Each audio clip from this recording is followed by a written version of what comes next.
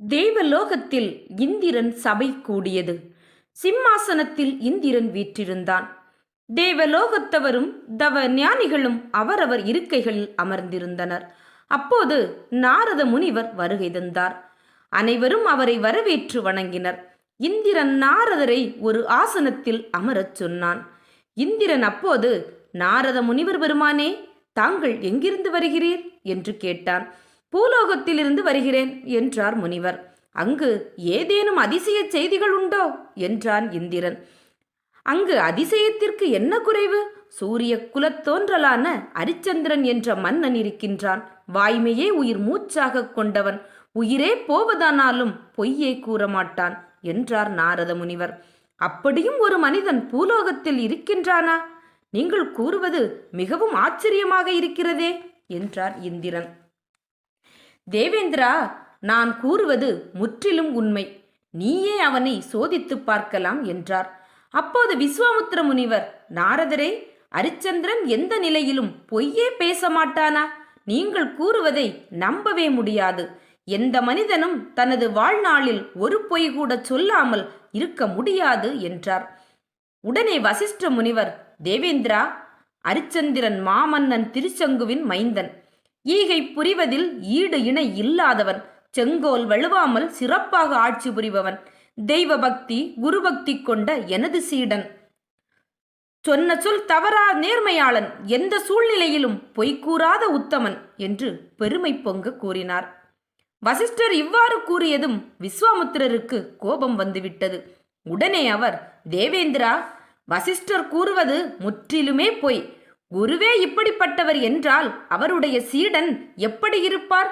எண்ணிப்பார். பொய் பேசாதவன் உலகிலே எவனும் கிடையாது என்று ஆவேசமாக கூறினார். உடனே வசிஷ்டர், தேவேந்திரா, விஸ்வாமுத்திரர் என்னை பழித்து பொய்யன் என்று கூறுகிறார். இச்சொல் என்னை மிகவும் புண்படுத்துகிறது. நானோ எனது சீடன் அரிச்சந்திரனோ பொய்யர்கள் என்பதை இவர் நிரூபிக்க வேண்டும். இல்லையெனில் அபாண்டமாக பேசியதற்கு வருத்தம் தெரிவிக்க வேண்டும் என்று அழுத்தமாக கூறினார். விஸ்வாமுத்திரர் உரத்த குரலில், தேவாதி தேவர்களே, தவ யோகிகளே, இவர் பொய் சொல்லாத உத்தமன் என்று கூறுகிறாரே, இந்த அரிச்சந்திரனை ஒன்றல்ல பல பொய்களை கூற வைக்கிறேன் என்று சவால் விட்டார். வசிஷ்டர் சவாலை ஏற்றுக்கொள்கிறேன். விஸ்வாமுத்திரர் எந்த நிலையிலும் அரிச்சந்திரனை பொய் கூற வைக்க முடியாது என்றார். விஸ்வாமுத்திரர், அரிச்சந்திரன் பொய்யன் என்பதை உலகறியும்படி செய்கிறேன் என்று கூறிவிட்டு வெளியேறினார். நாரதர் மூட்டிய தீ பற்றி எரிய ஆரம்பித்து விட்டது. அயோத்தியில் அரிச்சந்திர மன்னன் அரியணையில் அமர்ந்திருந்தான். அமைச்சர்கள் ஆன்றோர்கள் அனைவரும் கூடியிருந்தனர். அப்போது காவலன் ஒருவன் வந்து விஸ்வாமுத்திர முனிவர் வந்திருக்கும் செய்தியை தெரிவித்தார். உடனே ஆசனத்திலிருந்து எழுந்து வாயிலுக்கே விரைந்து சென்று விஸ்வாமுத்திரரை வணங்கி வரவேற்று உபசரித்து அழைத்து வந்து அமரச் செய்தான் அரிச்சந்திரன். மகா முனிவர் பெருமானே, தாங்களும் என்னை ஒரு பொருட்டாக நினைத்து எனது அவைக்கு வருகை தந்தது நான் செய்த புண்ணியமே என்று பயபக்தியுடன் அரிச்சந்திரன் கூறினான். உடனே விஸ்வாமுத்திரர், மன்னா, நீ வாழ்க. உனது சிறப்பான உயர்ந்த பண்புகளை பற்றி பலரும் பாராட்டி கூறியதை கேட்டு மகிழ்ந்தேன். ஒரு முக்கிய காரியமாகத்தான் உன்னை சந்திக்க வந்தேன் என்றார். தவசீலரே, தங்களைப் போன்றவர்களின் விருப்பத்தை நிறைவேற்ற வேண்டியது எனது உயிரினும் மேலான கடமையாக கருதுகிறேன்.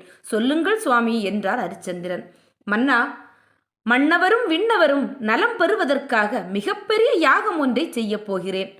அரக்கர்கள் கொடுமை அடியோடு ஒளிந்திய இந்த மாபெரும் யாகம் செய்ய முடிவு செய்துள்ளேன்.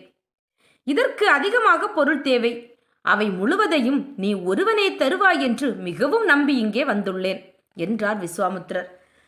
தாங்கள் உலக மாந்தரின் நலத்திற்காகவும் தேவர்களுக்காகவும் செய்ய இருக்கும் யாகத்திற்கு நான் பொருள் வழங்கும் புண்ணியத்தை அருளிய தங்களுக்கு எப்படி நன்றி சொல்வது என்றே எனக்கு புரியவில்லை. தாங்கள் விரும்புவன யாவற்றையும் தர காத்திருக்கின்றேன். என்ன வேண்டும் சுவாமி என்று பணிந்து மன்னன் கேட்டான். விஸ்வாமுத்திரர், அரிச்சந்திரா, உன் ஈகை பற்றி நான் நன்கு அறிவேன். யாகத்திற்கு 20,000 பொன் தேவைப்படும். அதனை நான் வேண்டும் போது தந்தால் போதும் என்றார். உடனே அரிச்சந்திரன் விஸ்வாமுத்திரர் கேட்கும் போது பொன்னை தருமாறு அமைச்சர்களுக்கு ஆணையிட்டான். நல்லது அரிச்சந்திரா, யாகத்திற்கு ஏற்பாடுகளை செய்துவிட்டு வந்து வாங்கிச் செல்கிறேன் என்று கூறிவிட்டு விடைபெற்று சென்றான். அரிச்சந்திரன் விடைபெற்று கொண்டு விஸ்வாமுத்திர முனிவர் தனது ஆசிரமத்துக்கு வந்தார். எந்த சூழ்நிலையிலாவது அரிச்சந்திரனை பொய்யனாக்க வேண்டும் என்று உறுதி கொண்ட முனிவர் ஆழ்ந்து சிந்தித்தார். ஏராளமான காட்டு பன்றிகளையும் கொடிய விலங்குகளையும் உண்டாக்கினார். அயோத்தியை சுற்றியுள்ள காடுகளில் உள்ள விவசாய பயிர்களையெல்லாம் அழிக்கும்படி காட்டு பன்றிகளுக்கு ஆணையிட்டார். அவைகள் கிராமங்களில் புகுந்து பயிர்களையும் கால்நடைகளையும் நாசம் செய்தன. பெரும் அழிவுக்குள்ளான மக்கள் அஞ்சி ஓடி மன்னரிடம் காட்டுப்பன்றிகள் அட்டகாசத்தை பற்றி கூறி தங்களை பாதுகாக்குமாறு வேண்டினர். மக்கள் துயரை கேட்ட அரிச்சந்திரன், மக்களே கவலை வேண்டாம், நானே வீரர்களுடன் வந்து காட்டுப்பன்றிகளை அடியோடு இல்லாமல் செய்து விடுகிறேன் என்று கூறி அவர் அனுப்பி வைத்தான். பொழுது விடுவதற்கு முன்னரே அரிச்சந்திரன் தனது வீரர்கள் வேட்டைக்காரர்களுடன் காட்டுப்பன்றிகளை ஒழிக்க புறப்பட்டான். சென்றவர் அனைவரும் காட்டுப்பன்றிகள் மீது சரமாரியாக அம்புகளை எய்தனர். மன்னனும் மின்னல் வேகமாக அம்புமழை பொழிந்தான். என்ன ஆச்சரியம்! பன்றிகள் மீது அம்புகள் பட்டதும் அவற்றின் உடம்பில் பாயாமல் சிதறி கீழே விழுந்தன. பன்றிகளுக்கு எந்த பாதிப்பும் ஏற்படவில்லை. அந்த மாய பன்றிகள் பயப்படுவது போல் பாசாங்கு செய்து காட்டை நோக்கி ஓடின. அரசனும் வீரர்களும் அவற்றை துரத்தி கொண்டு பின்னாலேயே ஓடினர். காட்டின் அடர்ந்த பகுதிக்குள் ஓடிய காட்டு பன்றிகள் மாயமாய் மறைந்துவிட்டன. கூச்சல் போட்டும் பறைகளை அடித்து தேடியும் அவர்களின் கண்களுக்கு அவை தட்டுப்படவே இல்லை. இனி காட்டு பன்றிகள் வராது என்ற நம்பிக்கையுடன் அரசனும் அவனது பரிவாரங்களும் தலைநகருக்கு திரும்பினர். இரவு அரிச்சந்திரனுக்கு தூக்கமே வரவில்லை. இவ்வளவு நாளும் இல்லாமல் திடீரென்று எண்ணற்ற காட்டுப்பன்றிகள் எப்படி வந்தன? கூறிய அம்புகள் அவற்றின் உடம்பில் பாயாதது ஏன் என்று சிந்தித்தபடியே இருந்தான். காலையில் அரண்மனை வாசலில் கூச்சல் கேட்டு மன்னன் விரைந்து வந்தான். கிராமத்து மக்கள் பீதியுடன் அங்கே நின்று கொண்டிருந்தனர். மீண்டும் காட்டுப்பன்றிகள் தங்கள் வயல்களில் நுழைந்து பயிர்களை நாசம் செய்து விட்டதை கண்ணீரும் கம்பலையுமாக அரிச்சந்திரனிடம் முறையிட்டனர். நடப்பதெல்லாம் மன்னனுக்கு புதிராகவே தெரிந்தது. மக்கள் படும் துன்பமும் ஏற்படும் அழிவுகளும் கண்டு அரசன் மிகவும் வேதனை அடைந்தான். கிராம மக்களை பார்த்து, உங்களுக்கு ஏற்பட்டுள்ள துன்பங்கள் அடியோடு விலகும் வரை உங்களோடையே அங்கேயே இருப்போம். காட்டுப்பன்றிகள் தொல்லைகளிலிருந்து நீங்கள் விடுபடும் வரை நகருக்கு திரும்ப மாட்டோம் என்று உறுதி கூறி அவர்களை அனுப்பி வைத்தான். படை வீரர்களையும் பரிவாரங்களையும் தயாராக இருக்கும்படி கூறிவிட்டு அரசியிடம் விடைபெறுவதற்காக அந்தப்புறம் நோக்கி மன்னன் சென்றான். அரிச்சந்திரன் அரசியிடம் மீண்டும் காட்டுப்பன்றிகள் செய்யும் அட்டகாசங்களை எடுத்து கூறினான். அதனை கேட்டு அரசி சந்திரமதி மிகவும் வேதனை அடைந்தாள். படை வீரர்களை அனுப்பினால் போதாதா, தாங்களும் செல்ல வேண்டுமா என்று கவலையுடன் கேட்டாள். அரசி, நாட்டு மக்களின் துன்பத்தை களைய வேண்டியது மன்னனின் தலையாய கடமை. அழிவினால் மக்கள் துயரப்படும் போது நான் இங்கு இருப்பது முறையல்ல என்றான் அரிச்சந்திரன். உங்களை போக வேண்டாம் என்று நான் கூறுவதற்கு காரணம் உண்டு அரசே. ஒரு தீய கனவு கண்டேன். அது முதல் நான் நிம்மதி இழந்து தவிக்கிறேன். எனக்கு மிகவும் பயமாக இருக்கிறது என்றாள் அரசி. தேவி, நீ கண்ட கனவு என்ன என்று மன்னன் கேட்டான். மன்னர் பெருமானே, நாடு முழுவதையும் ஒரு முனிவருக்கு தருகிறீர்கள். நாம் காசிக்கு செல்கிறோம். அங்கு நீங்கள் என்னை விற்கிறீர்கள். நமது மகன் லோகிதாசன் பாம்பு தீண்டி இறக்கிறான் என்று கண்கலங்கி பீதியுடன் தான் கண்ட கனவை அரசி கூறினாள். தேவி, நீ கண்டது கனவுதானே, அதற்காக நீ அஞ்ச வேண்டியதில்லை, கவலை வேண்டாம் என்று மன்னன் ஆறுதல் படுத்தினான். தாங்கள் எவ்வளவு சமாதானம் கூறினாலும் என் மனம் ஆறுதல் அடையாது. தங்கள் இன்பத்திலும் துன்பத்திலும் பங்கு கொள்ள வேண்டியது என் கடமை.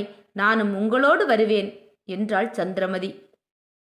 தேவி, உன்னை அழைத்துச் செல்வதில் தடை ஏதுமில்லை. நான் அடர்ந்த காட்டுக்குள் வேட்டையாடப் போகிறேன். அங்கு கொடிய விலங்குகள் நடமாடும். பெண்ணாகிய நீ அந்த இடத்திற்கு வருவது நல்லதல்ல. நீ அரண்மனையிலேயே இரு. நான் விரைவில் திரும்பி வந்துவிடுகிறேன் என்றான் மன்னன். உங்களை விட்டு என்னால் தனித்து இருக்க முடியாது. நானும் உங்களோடு வர அனுமதி கொடுங்கள். நீங்கள் காட்டிற்குள் வேட்டைக்கு செல்லும்போது நான் கூடாரத்தில் இருந்து கொள்வேன் என்றாள் சந்திரமதி. அரசி மிகவும் வலியுறுத்தியதால் அரிச்சந்திரனால் மறுக்க முடியவில்லை. அதனால் அரசியும் தன்னுடன் வர சம்மதித்தான். அரசியும் மகிழ்ச்சியுடன் புறப்படத் தயாரானாள்.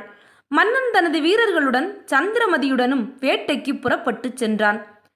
அழிவுகளுக்குள்ளான கிராமத்தின் அருகில் கூடாரம் அமைத்து அனைவரும் தங்கினார்கள். தக்க பாதுகாப்புடன் அரசியை கூடாரத்தில் தங்க வைத்துவிட்டு வீரர்களுடன் அரிச்சந்திரன் வேட்டைக்கு புறப்பட்டான். காட்டிற்குள் கொம்புகள் ஊதியும் பறையடித்தும் விலங்குகளை மறைவிடத்திலிருந்து வெளியே வரச் செய்ய வீரர்கள் பெருமுயற்சி எடுத்துக்கொண்டனர். ஆனால் அன்று பகல் முழுவதும் தேடி அலைந்தும் எந்த விலங்கும் அவர்களின் கண்களுக்கு தென்படவே இல்லை. அதனால் மாலையில் மன்னனும் மற்றவர்களும் கூடாரத்திற்கு திரும்பினர். வீரர்கள் தனியாக கூடாரங்களில் சமையல் செய்யும் வேலையில் ஈடுபட்டிருந்தனர். அரசனும் அரசியும் தனியே ஒரு கூடாரத்தில் தங்கினர். சில வீரர்கள் சுற்றிலும் நின்று காவல் காத்தனர். மற்றவர்கள் தூங்கிக் கொண்டிருந்தனர். நள்ளிரவு வேளை கிராமத்திற்குள் திடீரென்று காட்டுப்பன்றிகள் நுழைந்து அட்டகாசம் செய்ய ஆரம்பித்தன. கிராம மக்கள் அலறி அடித்துக்கொண்டு கூடாரத்தை நோக்கி ஓடி வந்தனர். மிகவும் கண்காணிப்பாக ஊரை சுற்றி வீரர்கள் இருக்கும்போது எப்படி காட்டு பன்றிகள் ஊருக்குள் நுழைந்தன என்பது புரியாமல் மன்னனும் மற்றவர்களும் மிகுந்த ஆச்சரியம் அடைந்தனர். வீரர்கள் காட்டு பன்றிகளை விரட்டி அடிக்க கடும் முயற்சி செய்தனர். அவர்களை பன்றிகள் தாக்கத் தொடங்கின. இரவு முழுவதும் மன்னனும் வீரர்களும் காட்டிற்குள் விலங்குகளை தேடி அலைந்தனர். விடியும் வரை தேடியும் கண்களில் தென்படவே இல்லை. பயனின்றி அனைவரும் கூடாரம் திரும்பினர். மறுநாள் பன்றிகளை தேடி அனைவரும் அலைந்தனர். அன்றும் அவர்களின் கண்களில் விலங்குகள் தென்படவே இல்லை. மாலையானதும் மன்னனும் மற்றவர்களும் கூடாரத்திற்கு திரும்பினர். மன்னனும் அரசியும் உணவை முடித்து கொண்டபின் உரையாடி கொண்டிருந்தனர். அப்போது வீரன் ஒருவன் வந்து வணங்கி நின்றான். மன்னர் பெருமானே, ஆடல் மகளிர் இருவர் தங்களைக் காண வந்துள்ளனர். ஆடி பாடி உங்களை மகிழ்விக்க விரும்புகின்றனர் என்று தெரிவித்தான். மன்னனும் கூடாரத்திற்கு முன்பாக கலை நிகழ்ச்சிகள் நடத்த ஏற்பாடு செய்யும்படி தெரிவித்தான். அரசனும் அரசியும் வீரர்களும் நிகழ்ச்சியை காண கூடியிருந்தனர். அப்போது நடன பெண்கள் தாங்கள் ஆடி பாடி பரிசு பெற்று வாழ்பவர்கள் என்று கூறி மன்னனையும் மகாராணியையும் வணங்கினர். ஆடல் தொடங்கியது. அனைவரும் கண்டு மகிழ்ந்தனர். நிகழ்ச்சி நிறைவுற்றதும் மன்னன் விலை உயர்ந்த முத்துமாலை ஒன்றை பரிசாக அளித்தான். அதனை பெற்று கொண்டாள். மற்றொருத்தி தனக்கும் பரிசு வேண்டும் என்று வேண்டினாள். அப்போது அருகில் இருந்த அமைச்சன், பெண்ணே, அரசனளித்த முத்துமாலை மிகவும் விலை மதிப்புடையது. அதனை இருவரும் பகிர்ந்து கொள்ளுங்கள் என்றான். அந்த பெண் சிறிதும் பயமில்லாமல், இருவருக்கும் ஒரு முத்துமாலையா? நாங்கள் இந்த மாலையை பரிசாக பெற இங்கு வரவில்லை என்றாள். பின்னர் எதற்காக இங்கு வந்தீர்கள் என்று அமைச்சன் அப்பெண்ணிடம் கேட்டான். அமைச்சரே, நாங்கள் மன்னனை திருமணம் செய்து கொள்ளவே இங்கு வந்தோம். அது தவிர அமைச்சன், அரசே, இதில் ஏதோ சூது இருக்கிறது. தங்களை சோதிக்க யாரோ இந்த பெண்களை அனுப்பி வைத்திருக்கிறார்கள். இல்லையெனில் இவ்வளவு துணிச்சலாக இங்கே வந்து இப்படி கேட்டிருக்க முடியாது என்று தெரிவித்தான். அமைச்சன் கூறியது சரி என்று மன்னனும் நினைத்தான். மேலும் 2 தினங்கள் மன்னனும் வீரர்களும் அந்த கிராம பகுதியில் தங்கி இருந்தனர். பகலெல்லாம் விலங்குகளை தேடினர். இரவிலும் கொடிய விலங்குகள் ஊர் பகுதிக்கு வந்து விடாமல் மிகுந்த எச்சரிக்கையுடன் இருந்தனர். கிராமவாசிகளுக்கு தைரியம் கூறிவிட்டு அனைவரும் தலைநகருக்கு திரும்பினர். அதன் பின்னர் 2 தினங்களுக்கு மிருகங்களின் தொல்லைகள் பற்றி எந்த செய்தியும் வரவில்லை. மக்கள் இனிமேல் தங்களுக்கு துன்பமில்லை என்று நிம்மதி பெருமூச்சு விட்டனர். 3ஆம் நாள் காலை அந்த நிம்மதி அவர்களை விட்டு பறந்தோடிவிட்டது. மக்கள் பதறி அடித்துக்கொண்டு அரிச்சந்திர மன்னனிடம் ஓடி வந்தனர். அரசர் பெருமானே, தாங்கள் படை வீரர்களுடன் அங்கு தங்கி இருந்தவரை விலங்குகளின் தொல்லைகள் எதுவுமே இல்லை. தாங்கள் திரும்பி இங்கு வந்தவுடனே அந்த கொடிய காட்டுப்பன்றிகள் மறுபடியும் வந்து அழிவும் தொல்லையும் தர ஆரம்பித்து விட்டன. அவற்றை அடியோடு அழிக்காதவரை நாங்கள் நிம்மதியாக அங்கு வாழவே முடியாது என்று கூறினர். அரிச்சந்திரன் மிகவும் அதிர்ச்சி அடைந்தான். அவன் அந்த கிராமவாசிகளிடம், முற்றிலும் அந்த கொடிய பன்றிகளை ஒழித்து கட்டும் வரை நானும் வீரர்களும் அங்கேயே இருப்போம். அதனை நிறைவேற்றாமல் ஊருக்கு திரும்ப மாட்டோம் என்று உறுதி கூறினான். அவர்களும் ஊர் திரும்பினர். அரிச்சந்திரன் மேலும் அதிக படை வீரர்களுடன் மீண்டும் அந்த கிராம பகுதிக்கு சென்றான். மீண்டும் கூடாரம் அமைத்து அனைவரும் தங்கினர். சில வீரர்களை கிராமத்தை பாதுகாக்க நிறுத்திவிட்டு மற்றவர்களுடன் மன்னன் காட்டு பன்றிகளை வேட்டையாட காட்டுக்கு சென்றான். எங்கேயும் தேடியும் ஒரு காட்டு பன்றி கூட அவர்கள் கண்ணிற்கு புலப்படவே இல்லை. மன்னன் காட்டின் வேறு பகுதிகளில் தேடுவதற்கு குதிரையில் ஏறி விரைந்து சென்றான். தனக்கு பின்னால் வீரர்கள் தொடர்ந்து வருகிறார்கள் என்று எண்ணியபடியே திரும்பி பார்க்காமல் ஹரிச்சந்திர மன்னன் சென்று கொண்டிருந்தான். ஹரிச்சந்திரன் கொடிய விலங்குகள் இருக்கின்றனவா என்று புதர்களிலும் அடர்ந்த மரங்களிடையும் தேடிக்கொண்டே குதிரையில் சென்று கொண்டிருந்தான். அப்போது திடீரென்று ஒரு காட்டுப்பன்றி அரசன் முன் தோன்றியது. அந்த பன்றியை குறிவைத்து வில்லில் அம்பை தொடுத்துக்கொண்டு குதிரையை செலுத்தினான். அரசன் குறிவைத்து வருவதைக் கண்ட காட்டுப்பன்றி பயந்து ஓடியது. அரசன் தொடர்ந்து சென்று அம்பை எய்தான். அம்பு பன்றி மீது தொட்டும் எந்த காயமும் ஏற்படுத்தாமல் கீழே விழுந்தது. தொடர்ந்து அம்புகள் எய்தும் அதற்கு காயம் எதுவும் ஏற்படவே இல்லை. ஈட்டியை எடுத்து பன்றியின் மீது வீசினான். அது பயந்து குறுக்கும் நடுக்குமாக ஓட ஆரம்பித்தது. ஈட்டிகளும் அதன் மேல் படவே இல்லை. அந்த பன்றி வெகு தூரம் மன்னனுக்கு போக்கு காட்டியது. புதர்களும் மரங்களும் மண்டி கிடந்தன. அடர்ந்த காடாக இருந்தாலும் சூரிய வெளிச்சம் இல்லாமல் இருட்டாக இருந்தது.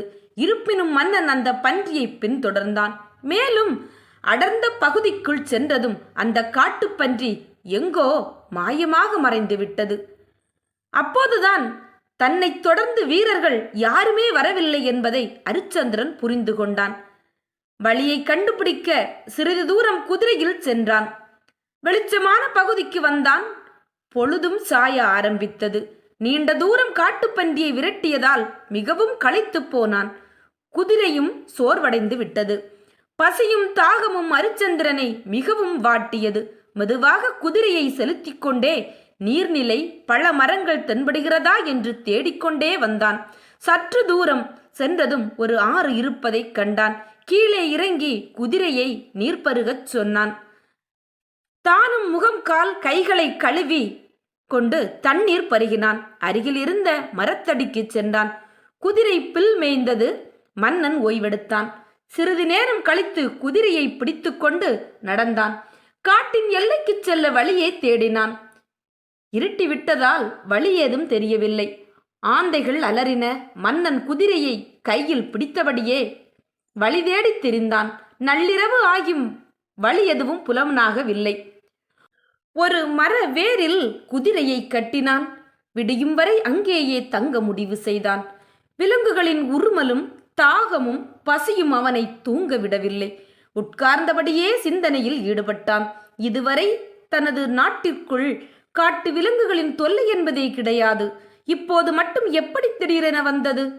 பன்றியால் மக்களுக்கு பேரிழப்பு, தனக்கும் பெரும் துன்பம். என்னையும் இந்த அடர்ந்த காட்டுக்குள் தன்னந்தனியே அலைந்து அவதிப்பட வைத்து விட்டது. இது சாதாரண காட்டுப்பன்றி அல்ல, ஏதோ சக்திமிக்க ஒன்றுதான். பன்றியின் வடிவில் நம்மை சோதிக்கிறது என்ற எண்ணம் ஹரிச்சந்திரனின் மனதில் ஏற்பட்டது. பொழுது விடுவதற்கு சற்று முன்னர் அசதியால் கண்ணயர்ந்தான். அப்போது ஒரு கனவு தோன்றியது. ஒரு கரிய உருவம் வந்து சிம்மாசனத்தில் இருக்கும் ஹரிச்சந்திரனின் கையை பிடித்து இழுக்கிறது. தர தர என்று இழுத்து கீழே தள்ளுகிறது. மகுடத்தை தட்டி அது கீழே விழுந்ததும் எட்டி உதைக்கிறது. அவனுடைய மனைவி சந்திரமதியும் லோகிதாசனும் மேலாடையின்றி நிற்கிறார்கள். அவர்கள் பசி பசி என்று அலறுகிறார்கள்.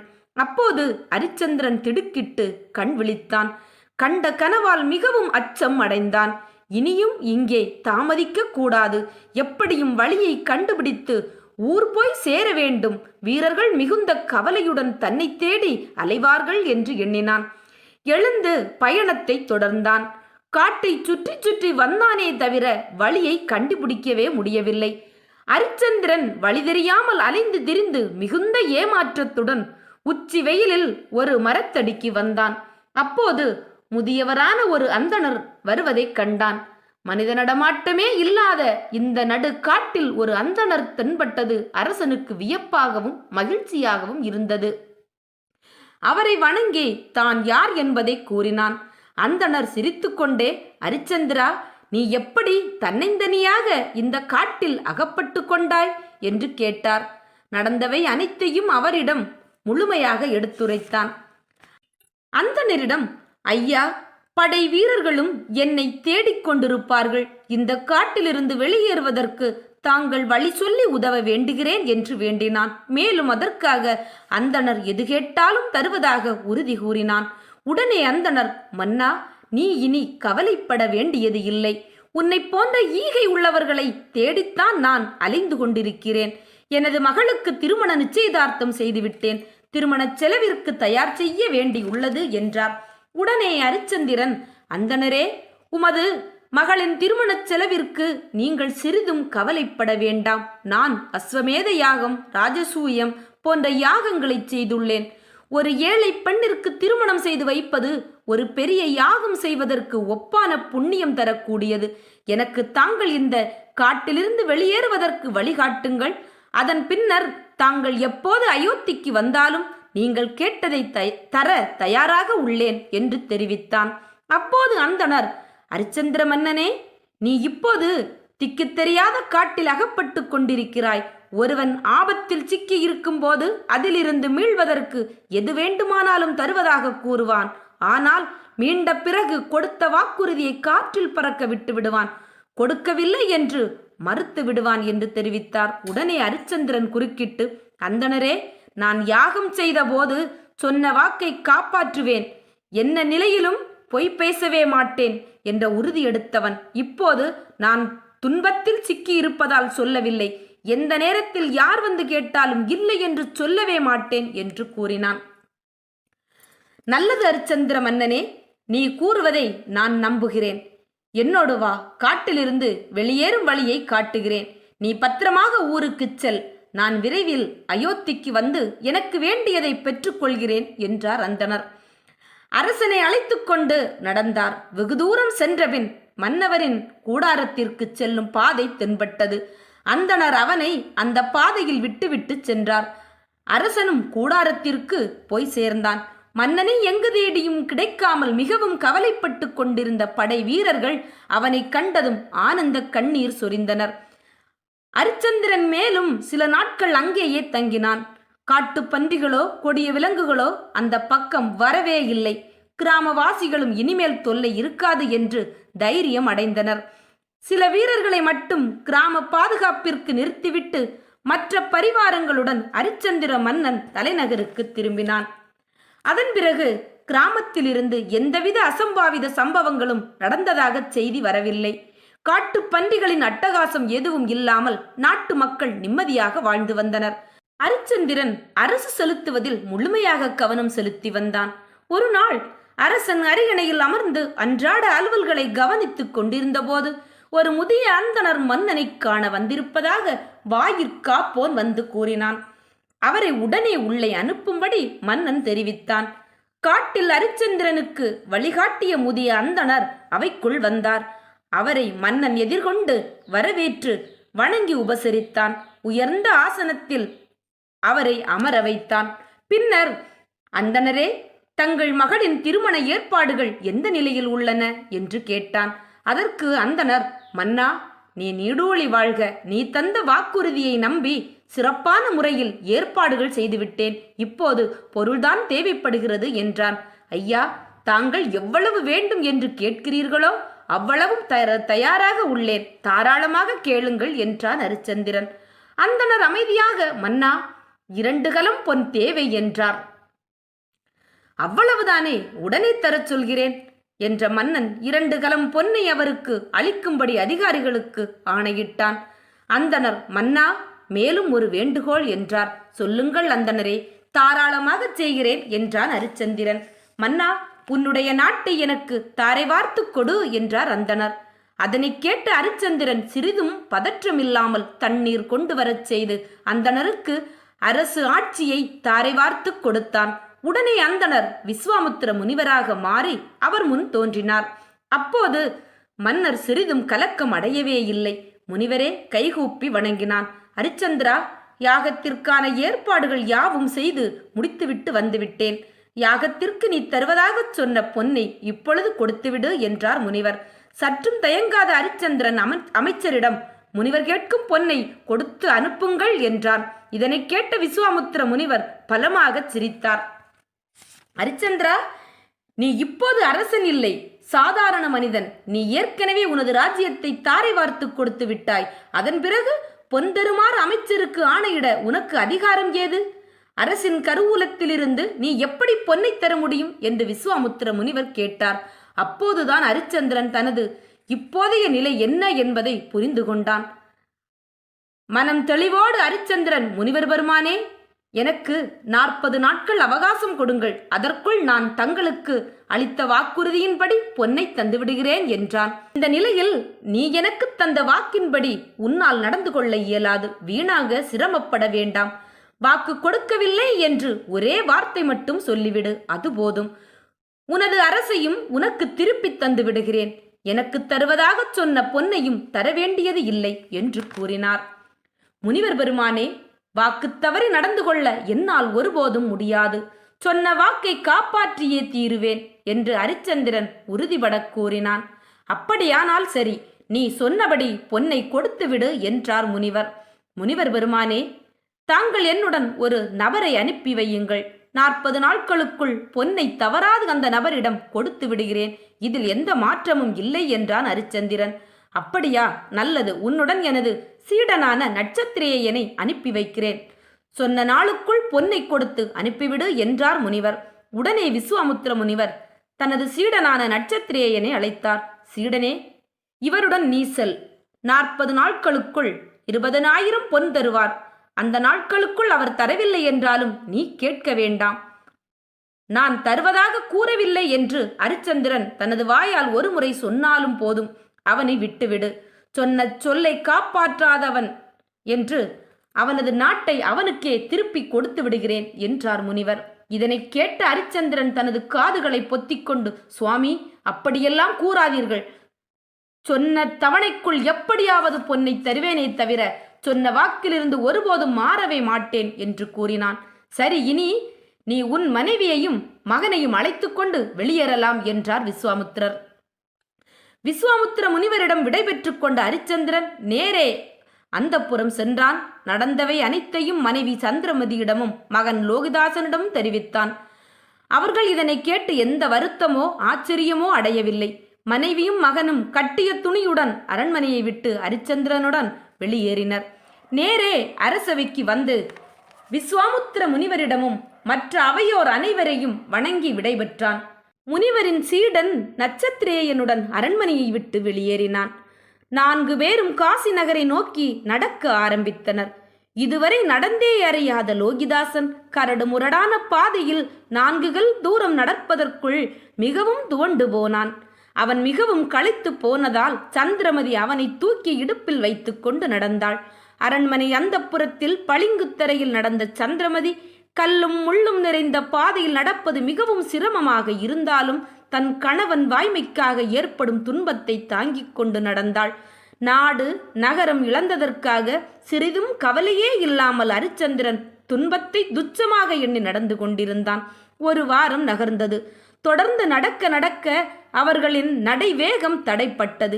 வழியில் எங்காவது கிடைக்கும் உணவை சாப்பிட்டு சத்திரம், சாவடி அல்லது மரத்தடிகளில் தூங்கினர். உணவு எதுவுமே கிடைக்காமல் போன நாட்களும் உண்டு. ஒரு நாள் அதிகாலையில் வழியில் தென்பட்ட ஓடையில் நீராடினர். நீரையே அமுத பானமாக கருதி அவர்கள் பருகினர். நட்சத்திரேயன் மட்டும் தான் வைத்திருந்த கனிகளை உண்டு பசியாறினான். பாலகன் லோகிதாசனுக்கோ மிகுந்த பசி இருந்தாலும் அவனிடம் பழம் கேட்காமல் பசியை அடக்கி கொண்டான். போக போக ஒரு நாள் நகர்வது ஒரு யுகமாக தோன்றியது. நட்சத்திரேயன் தொடர்ந்து தொல்லைகளை தந்து கொண்டே வந்தான். ஒரு நாள் எவ்வளவோ முயற்சி செய்தும் சாப்பிட எந்த உணவுமே கிடைக்கவே இல்லை. வெயிலின் கொடுமையையும் அதிகரித்தது. சாலையில் நிழல் தரும் மரங்கள் எதுவும் இல்லை. லோகிதாசன் மிகவும் சோர்ந்து விட்டான். அவனால் ஒரு அடி கூட எடுத்து வைக்கவே முடியவில்லை. சந்திரமதி அவனை தூக்கி கொண்டு நடந்தாள். அதனை கண்ணுற்ற நட்சத்திரேயன் இரக்கமே சிறிதும் இல்லாமல் அரிச்சந்திரனிடம், எனது கால்கள் கொப்பளிக்கின்றன. என்னால் இந்த கடினமான பாதையில் பசியோடு நடக்கவே முடியவில்லை. நீயோ பொன்னை எந்த வகையில் கொடுக்கப் போகிறாய்? உன்னால் முடியாது. ஆகையால் பொன்னை தர இயலாது என்று மட்டும் கூறிவிடு. அது போதும். உன்னை எதுவும் கேட்காமல் நான் சென்று விடுவேன். எனக்கும் துன்பம் விட்டது. நீயும் மீண்டும் அரசனாகி விடலாம் என்று கூறினான். இதனை கேட்ட அரிச்சந்திரன் கைகூப்பிக் கொண்டே, ஐயா, அப்படியெல்லாம் கூறி என்னை பொய்யனாக்க முயற்சிக்க வேண்டாம். சொன்ன வாக்கின்படி எப்படியும் 40 நாட்கள் முடிவதற்குள் பொன்னை கொடுத்து விடுவேன் என்றான். அரிச்சந்திரா, நீ கூறிய அளவு பொன்னை எந்த வகையில் கொடுப்பாய்? வீண் பிடிவாதம் வேண்டாம். நீ உன் வாய்மை காக்க கல்லும் முள்ளும் நிறைந்த வழியில் நடக்கலாம், பட்டினி கிடக்கலாம். இதற்கு மேல் என்னால் சிரமப்பட முடியாது என்றான் நட்சத்திரேயன். ஐயா, காசி நகரம் செல்லும் வரை சிரமத்தை பொறுத்து கொள்ளுங்கள். பாதி தூரத்திற்கு மேல் கடந்து விட்டோம். இன்னும் சில நாட்கள் பொறுத்து கொள்ளுங்கள் என்றான் அரிச்சந்திரன். இவ்வளவு நாட்களாக கிடைக்காத பொருள் காசி நகருக்கு போனதும் எப்படி கிடைத்துவிடும்? வீண் கற்பனையில் ஒரு பயனும் இல்லை. பாவம், உன் மனைவியும் மகனும் படும் பாட்டை பார். அதனை கண்டாவது உன் மனதை மாற்றிக்கொள். நீயும் நலம் வருவாய், நானும் நிம்மதியாக தவம் செய்ய சென்று விடுவேன் என்று வற்புறுத்தி கூறினான் நட்சத்திரேயன். ஐயா, தாங்கள் எப்படித்தான் எடுத்து கூறினாலும் என் மனதை உயிரே போவதானாலும் மாற்றிக்கொள்ளப் போவதில்லை. காசி நகரம் சென்றதும் நிச்சயமாக பொன்னை தந்து விடுவேன் என்று அரிச்சந்திரன் உறுதிபட கூறினான். நீ மீண்டும் மீண்டும் இப்படியே சொல்லிக் கொண்டிரு. காசிக்கு சென்றதும் நீ என்ன செய்வாய் என்று பார்ப்போம். என்னால் இதற்கு மேல் ஒரு அடி கூட எடுத்து வைக்க முடியாது. உன் தோளிலாவது என்னை தூக்கிச் செல் என்றான் ஈவு இரக்கமற்ற நட்சத்திரேயன். உடல் தளர்ந்தாலும் உள்ளம் தளராத அரிச்சந்திரன் மறுப்பேதும் கூறாமல் நட்சத்திரேயனை தோளில் தூக்கி வைத்துக்கொண்டு நடக்க ஆரம்பித்தான். அயோத்தியிலிருந்து புறப்பட்டு வெகு நாட்கள் ஆகிவிட்டன. இன்னும் காசியை நெருங்கிய பாடில்லை. இத்தனை நாட்கள் கடந்தும் குறிப்பிட்ட நாட்களுக்குள் பொன்னை விஸ்வாமித்திர முனிவருக்கு தர எந்த முயற்சியும் எடுக்கவே இல்லை. எப்படி தர முடியும் என்று சிந்திக்கவும் இல்லை. காசி நகருக்கு சென்றதும் தந்து விடுவதாக அரிச்சந்திரன் சொல்லிக்கொண்டே இருந்தான். இவ்வளவு நாட்களும் பொறுத்து கொண்டு வந்த நட்சத்திரேயன் அரிச்சந்திரன் மனதை மாற்ற கடுமையான முயற்சிகளில் ஈடுபட்டான். கடுமையாக கோபம் கொண்டான். அரிச்சந்திரனே, நீ வீணாக காலம் கடத்தி கொண்டுள்ளாய். இயலாத ஒன்றிற்காக வீண் கௌரவம் பார்த்து கொண்டிருக்கிறாய். நான் சொல்வதை கேள். இயலாமையை ஒப்புக்கொள். இதில் தவறு ஏதும் இல்லை என்ற பல வகையாக கூறி அவனுடைய மனதை மாற்ற நட்சத்திரேயன் கடுமையான முயற்சிகளில் தொடர்ந்து ஈடுபட்டு வந்தான். ஆனால் அரிச்சந்திரன் மனம் சிறிதும் உறுதி குலையவில்லை. அப்பனே, காசி மாநகரில் விஸ்வநாதன், விசாலாட்சி, அன்னபூரணி இருக்கிறார்கள். மாதா பிதாவான அவர்கள் என்னை கைவிட மாட்டார்கள். என் வாய்மையை காக்க நிச்சயம் உதவுவார்கள் என்று அமைதியாக அரிச்சந்திரன் கூறினான். பசியும் கால்வலியும் மிக அதிகமாகிவிட்டது. இனிமேல் நடக்க இயலாது. இப்போது கடும் பசியை போக்க ஏதாவது உணவு கட்டாயம் வேண்டும் என்றான் நட்சத்திரேயன். அங்கேயே உட்கார்ந்து விட்டான். சந்திரமதியையும் லோகிதாசனையும் அங்கேயே உட்காரும்படி கூறிவிட்டு அங்கிருந்த ஒரு கிராமத்துக்கு அரிச்சந்திரன் சென்றான். அங்கே பல வீடுகளுக்கும் அலைந்தான். ஒரு வீட்டில் மட்டும் 2 ரொட்டிகளும் சிறிது பருப்பும் கிடைத்தது. அதை கொண்டு வந்து அதில் ஒரு ரொட்டியை சிறிது பருப்பும் நட்சத்திரேயனிடமும் அரிச்சந்திரன் தந்தான். மற்றொரு ரொட்டியை தன் மகன் லோகிதாசனிடம் கொடுத்தான். இதனை கண்ட நட்சத்திரேயனுக்கு கடும் கோபம் வந்துவிட்டது. வேகமாக வந்து லோகிதாசனிடம் இருந்த ரொட்டியை ஈவு இரக்கமில்லாமல் பறித்து கொண்டான். அதனையும் அவனே தின்றுவிட்டான். சிறுவன் லோகிதாசன் எதுவுமே கூறாமல் அமைதியாக இருந்தான். அரிச்சந்திரன் மகனை பார்த்து மனம் நெகிழ்ந்தான். ஆனாலும் காசிமா நகரம் சென்றால் ஏதாவது வழி பிறக்கும் என்ற நம்பிக்கை மட்டும் அவனை விட்டு போகவில்லை. மீண்டும் நால்வரும் பயணத்தை தொடர்ந்தனர். அப்போது வெயில் கடுமையாக இருந்தது. திடீரென்று வானம் கருத்து மழை கொட்டியது. இடியும் மின்னலும் சூறாவளி காற்றும் கடுமையாக இருந்தது. இவர்கள் சென்ற பாதை அருகே ஒரு சத்திரம் இருப்பதை கண்டனர். அங்கே ஓடிச் சென்று உள்ளே நுழைந்தனர். சத்திர பொறுப்பாளர் நல்ல மனம் படைத்தவர். அவர்களை அறை ஒன்றில் தங்கச் செய்தான். உணவு கொடுத்து அன்புடன் உபசரித்தான். வயிறார உண்டபின் இரவு தூங்கினர். அப்போது நட்சத்திரேயன் திடீரென்று பலமாக கத்தினான். ஐயா, என்னால் கால்வலி பொறுக்க முடியவில்லையே. என் உயிரே போகும்படி வலி இருக்கிறதே. அரிச்சந்திரா, எழுந்து வா. என் கால்களை பிடித்துவிடு.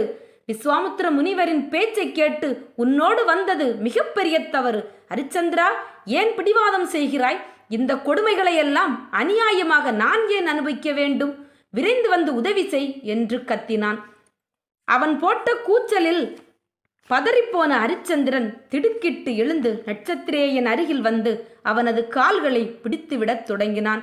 இரவெல்லாம் பிடித்துவிட்டு கொண்டிருந்தும் அவன் போதுமென்று சொல்லவில்லை. அவன் நன்றாக அயர்ந்து தூங்கியபின் அரிச்சந்திரன் தன்னுடைய இடத்துக்கு வந்து படுத்தான்.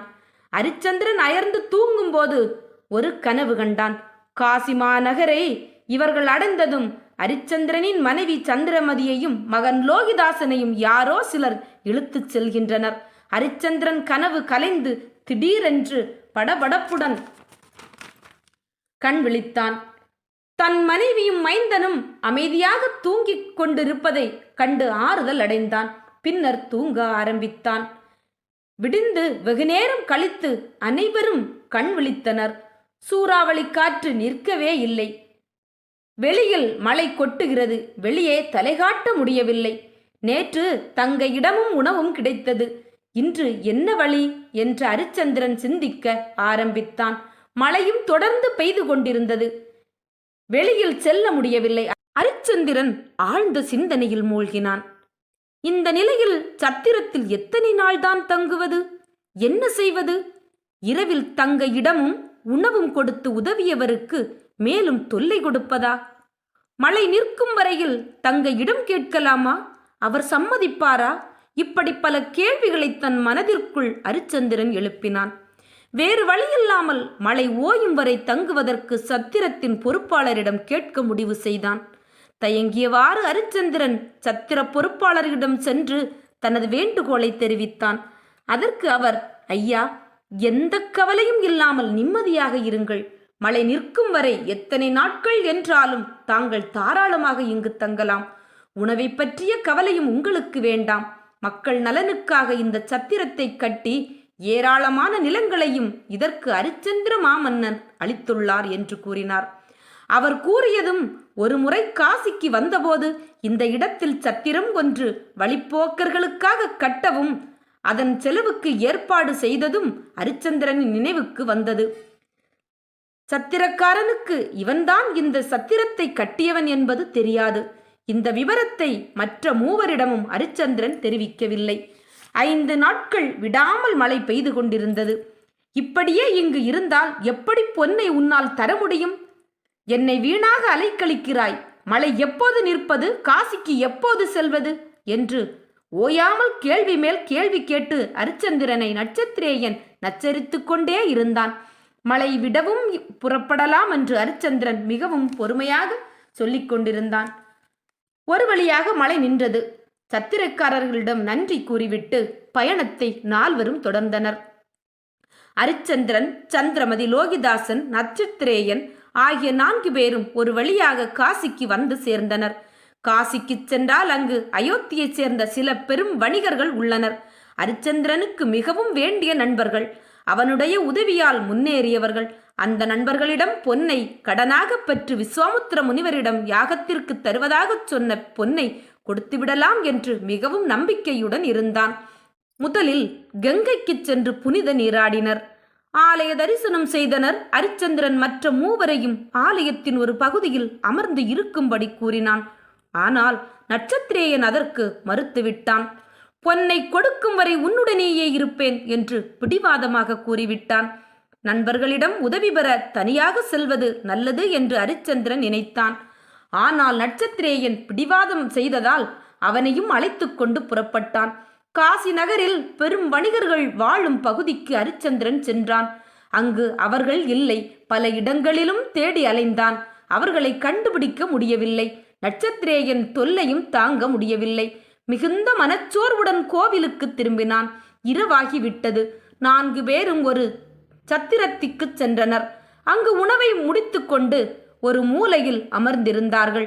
அப்போது நட்சத்திரேயன், அரிச்சந்திரா, நீ நினைப்பது போல் யாரும் உதவுவார்கள் என்று எண்ண வேண்டாம். நீ பதவியில் இருக்கும் வரைதான் உன்னை நண்பர்கள் மதிப்பார்கள். நீ நலிவடைந்து விட்டால் அவர்கள் உன்னை விட்டு விலகிச் சென்று விடுவார்கள். இன்று நீ தேடிய பகுதியில் உமது நண்பர்கள் இருப்பார்கள். உன்னுடைய கோலத்தை கண்டதுமே நண்பர்கள் மறைந்து கொண்டு ஏதாவது சாக்குப்போக்கு சொல்லி விட்டு விடுவார்கள். நன்றாக கேட்டுக்கொள். இன்றோடு 39 நாட்கள் ஆகிவிட்டன. இனி நாளை ஒரு நாள் மட்டுமே உள்ளது. நாளை பொழுது சாய்வதற்குள் உனக்கு யார் பொன்னை கொடுத்து விடப் போகிறார்கள்? இது வீண் முயற்சி என்று கூறிவிட்டான். அவன் கூறியவற்றை கேட்ட அரிச்சந்திரன் மிகவும் வேதனை அடைந்தான். உடனே, ஐயா, தாங்கள் கூறியது அனைத்தும் உண்மைதான். ஆனால் உண்மையான நண்பர்கள் அவ்வாறு ஒதுங்க மாட்டார்கள். எனது நண்பர்களை சந்தித்திருந்தால் நிச்சயம் உதவி இருப்பார்கள் என்று பதிலளித்தான். ஹரிச்சந்திரன் தீவிரமாக சிந்தித்தான். நட்சத்திரேயன் கண்டிப்புடன், உனது மனைவி மகனை விற்றாவது காலைக்குள் பொன்னை தந்தாக வேண்டும் என்று கூறியது நினைவிற்கு வந்தது. வேறு வழியே தெரியாததால் மனதை திடப்படுத்தி கொண்டான். நான் வாக்கு தவறுவதை தனது உயிரே போவதானாலும் சந்திரமதி ஏற்றுக்கொள்ள மாட்டாள் என்பது அவனுக்கு தெரியும். மீண்டும் காலையில் நண்பர்களை தேடி பார்க்கலாம். அவர்களை காண முடியவில்லை எனில் தனது மனைவியான சந்திரமதியை விற்றுவிடுவது என்ற முடிவிற்கு வந்தான். பொழுது விடியும் முன்பே ஹரிச்சந்திரன் எழுந்துவிட்டான். மற்ற மூவரையும் அழைத்து கொண்டு கங்கைக்கு சென்று நீராடினான். ஆலய தரிசனம் முடித்துவிட்டு சத்திரத்துக்கு நால்வரும் திரும்பினர். அங்கு மனைவி சந்திரமதியும் மகன் லோகிதாசனையும் இருக்கும்படி கூறினான். பின்னர் நட்சத்திரேயனுடன் மீண்டும் நண்பர்களையும் தேடிப் போனான். ஆனால் அவர்களை பற்றி எந்த தகவலும் கிடைக்கவில்லை. பகல் 10 நாழிகை வரை தேடினான். ஒரு பயனும் இல்லை. இனியும் தேடிக்கொண்டிருந்தால் பொழுது சாய்ந்துவிடும் என்று அஞ்சினான். இனி வீணாக நேரத்தை போக்குவதால் ஒரு பயனும் இல்லை என்ற முடிவிற்கு வந்தான். சிறிதும் தாமதிக்காமல் நேரே சத்திரத்திற்கு வந்து மனைவியிடம் இக்கட்டான நிலைமையை எடுத்துரைத்தான். சந்திரமதி ஒரு வார்த்தை கூட மறுத்து பேசவில்லை. சுவாமி, உங்கள் வாக்கை காப்பாற்ற வேண்டியது எனது கடமை. தாங்கள் எதுவும் செய்ய உரிமை உண்டு. நீங்கள் இனி எந்த வகையிலும் யோசித்து மனதை குழப்பிக் கொள்ள வேண்டாம். என்னை விற்றாவது உடனே சொன்ன சொல்லை காப்பாற்றி விடுங்கள். மகன் லோகிதாசனை தங்களுடன் வைத்துக் கொள்ளுங்கள் என்று கூறினாள். ஹரிச்சந்திரன் மனைவி, மகன் நட்சத்திரேயன் ஆகியோரை அழைத்து கொண்டு சந்தை கூடும் இடத்திற்கு வந்தான். சந்திரமதியை காட்டி, ஐயா, குலவிளக்கான இந்த பெண்ணை விற்கப் போகிறேன் என்று கூவினான். பலரும் வந்து விலை கேட்டனர். 20,000 பொன் என்று கூறியதும் அசந்து போனார்கள். வெகு நேரம் வரை யாரும் வாங்க முன்வரவில்லை.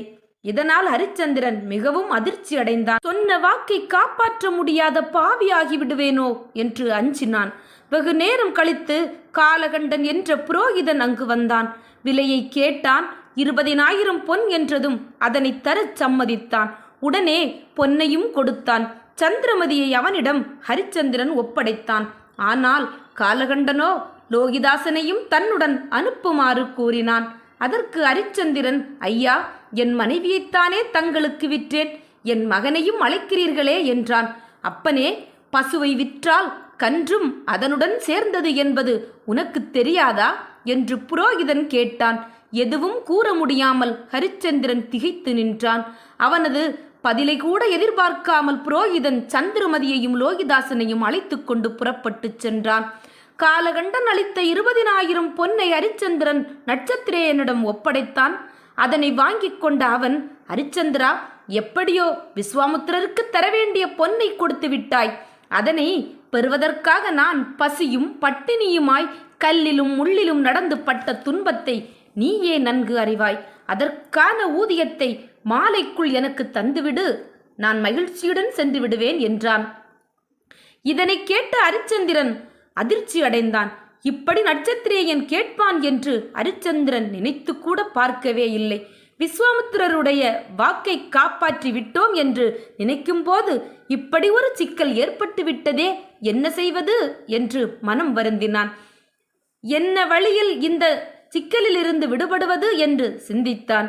இனி தன்னையே விற்றுத்தான் நட்சத்திரேயனுக்கு தர வேண்டும் என்ற முடிவிற்கு வந்தான். மனைவியை விற்ற அதே சந்தையில் தன்னையே விலை கூறி ஹரிச்சந்திரன் நின்றான். மாலை வரை அவனை விலைக்கு வாங்கிட யாரும் முன்வரவில்லை. சூரியன் மறைந்துவிட்டால் வாய்மை தவறியவனாக ஆகிவிடுவோமே என்று பதைபதைத்தான். மேலும் பலமாக கூவினான். பொழுது சாயும் வேளையில் இடுகாட்டின் தலைமை வெட்டியானான வீரபாகு என்பவன் அங்கு வந்தான். அவன் அரிச்சந்திரனின் உடம்பை, கால், கைகளை படித்து பார்த்தான். பின்னர் என்ன விலை என்று கேட்டான். 1000 பொற்காசுகள் என்றான் ஹரிச்சந்திரன். வீரபாகு சிறிது நேரம் யோசித்தான். பொன்னை யாரிடம் கொடுப்பது என்று கேட்டான். பக்கத்தில் நின்ற நட்சத்திரேயனை ஹரிச்சந்திரன் சுட்டிக்காட்டினான். இருவரையும் அழைத்து கொண்டு வீரபாகு தனது வீட்டிற்கு சென்றான். அங்கு சென்றதும் 1000 பொன்னை நட்சத்திரேயனிடம் கொடுத்தான். அதனை பெற்றுக்கொண்ட அவன் விடைபெற்று சென்றான். வீரபாகு தன்னிடமுள்ள ஒரு பெரிய மூங்கில் தடியை ஹரிச்சந்திரனிடம் கொடுத்தான். அப்பனே, நீ கங்கை கரையில் உள்ள சுடுகாட்டிற்கு செல். இரவும் பகலும் நீ அங்கேதான் இருக்க வேண்டும். ஒரு பிணம் வந்தால் கட்டணமாக ஒரு பணமும் முழு துண்டும் பிடி அரிசியும் வாங்கு. பணத்தையும் துணியையும் என்னிடம் ஒப்படைத்து விட வேண்டும். அரிசியை நீயே வைத்துக்கொள். மிகவும் கவனமாக இருக்க வேண்டும். இல்லையெனில் உன்னை ஏமாற்றிவிட்டு பிணத்தை எரித்து சென்று விடுவார்கள் என்று கூறினான். ஹரிச்சந்திரன், வீரபாகு, அவர் மனைவி இருவரிடமும் விடைபெற்று கங்கை கரையை நோக்கி நடந்தான். சந்திரமதியையும் லோகிதாசனையும் விலக்கி வாங்கிச் சென்ற காலகண்டன் விவரம் கூறி அவனுடைய மனைவியிடம் அறிமுகப்படுத்தினான். காலகண்டியே, இனி வீட்டு வேலைகளுக்காக சிரமப்பட வேண்டியது இல்லை. இந்த சந்திரமதி உனது வேலைகள் அனைத்தையும் பார்த்து கொள்வாள். சிறுவன் சின்ன சின்ன வேலைகளை பார்த்து கொள்வான் என்று காலகண்டன் கூறினான். காலகண்டி வீட்டு வேலைகளை செய்யும்படி சந்திரமதியிடம் கட்டளையிட்டாள். லோகிதாசனை காலகண்டன் தனது புரோகுத்தியத்திற்கான பொருட்களை சேகரித்து வரும்படி அனுப்பி வைத்தான்.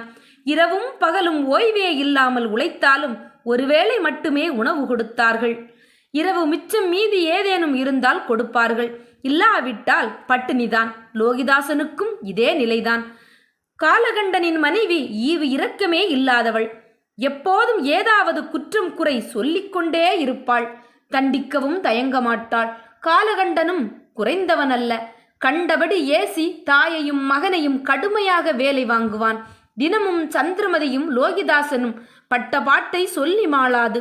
கணவனின் வாய்மையை காப்பதற்காக தனது கடந்த கால அரசபோக வாழ்க்கையெல்லாம் மறந்து சந்திரமதி சொல்ல முடியாத சித்திரவதைகளையெல்லாம் தாங்கிக் கொண்டாள்.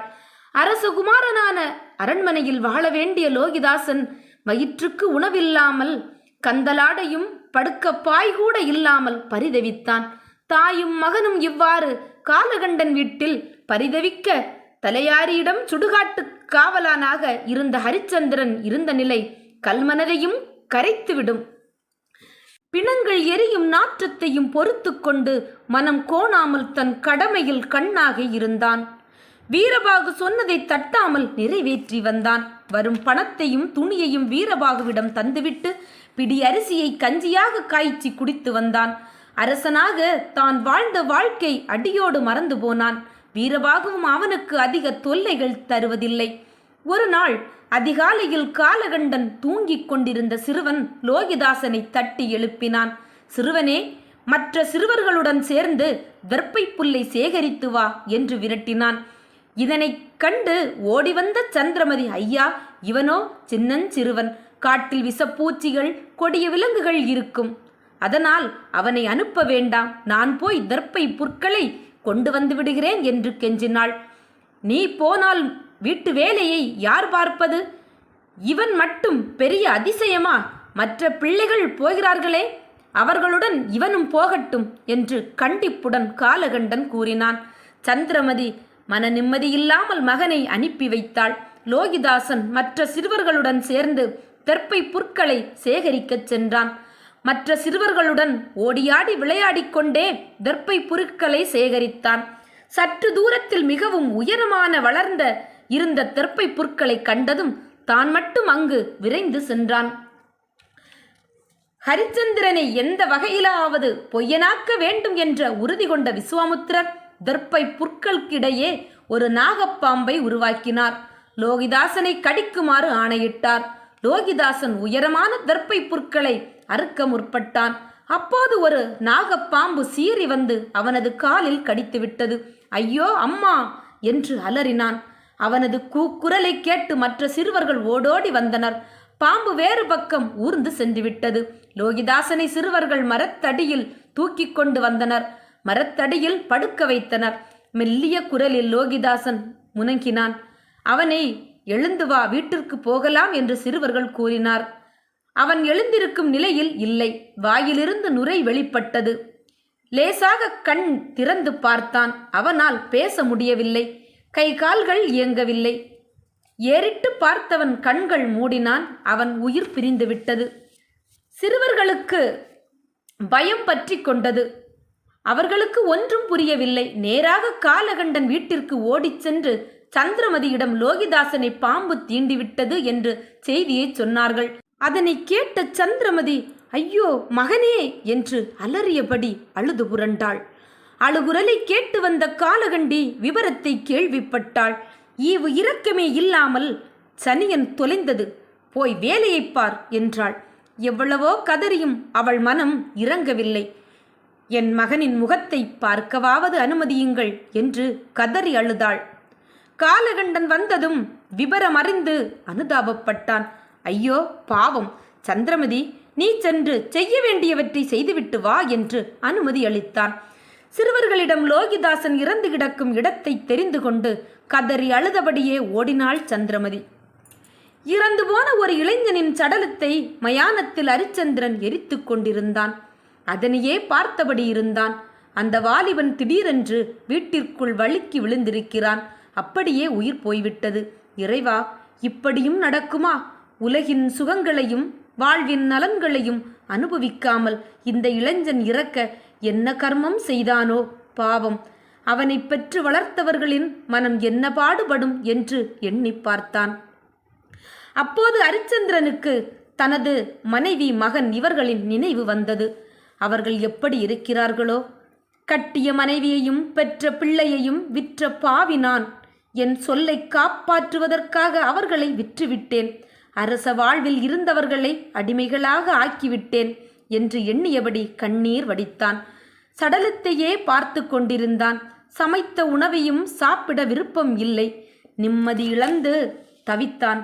இதுவரை எதை பற்றியும் சிந்தித்து வருந்தியது இல்லை. இன்று மட்டும் ஏன் மனம் அலைபாய்கிறது? மனதை அமைதிப்படுத்த எவ்வளவோ முயற்சி செய்தான். ஆனால் மேலும் மேலும் அவனுடைய மனம் கலக்கமடைந்தது. அப்படியே கண்களை மூடிக்கொண்டான். திடீரென்று யாரோ கதறி அழும் குரல் கேட்டது. ஹரிச்சந்திரன் விழிகளை திறந்தான். சுற்றுமுற்றும் பார்வையை செலுத்தினான்.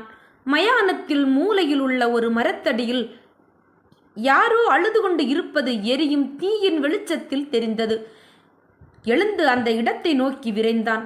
ஒரு பெண்ணின் தலைவிரி கோலமாக ஒரு பிள்ளையை மடியில் போட்டுக்கொண்டு அமர்ந்திருந்தாள். ஹரிச்சந்திரன் அவளை நோக்கினான்.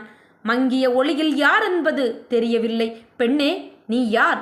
இந்த அகால வேளையில் இந்த இடுகாட்டில் குழந்தையோடு ஏன் வந்திருக்கிறாய் என்று கேட்டான். சந்திரமதி நிமிர்ந்து பார்த்தாள். ஹரிச்சந்திரனின் முகம் அவளுக்கு தெரியவில்லை. முகத்தை பார்த்தாலும் சுடுகாட்டை காக்க வந்தபின் அவனுடைய முகமே அடியோடு மாறியிருந்ததால் அடையாளம் காண்பது சிரமம்.